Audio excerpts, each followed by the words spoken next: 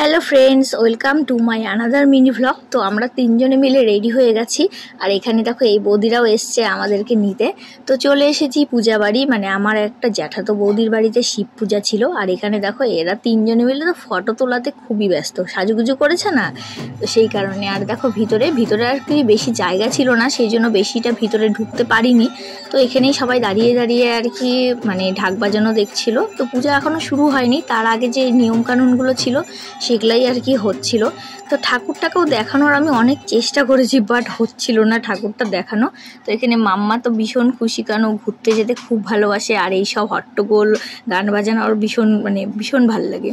তো ঠাকুরটা next time তোমাদেরকে দেখাবো। তো এখানে দেখো না, মাম্মা তো ঢাকের আওয়াজ শুনে ভীষণ হ্যাপি, মানে ও এত নাচানাচি করছিল কি বলবো, রাস্তা দিয়ে আস্তে আস্তেও নাচ করছিল। আর তার মধ্যে ওর পার্টনার পেয়েছে না, অনেকগুলো বুনুকে পেয়েছে, অনেকগুলো ভাইকে পেয়েছে। নেক্সট পার্ট দেখার জন্য আমার সাথে থাকো।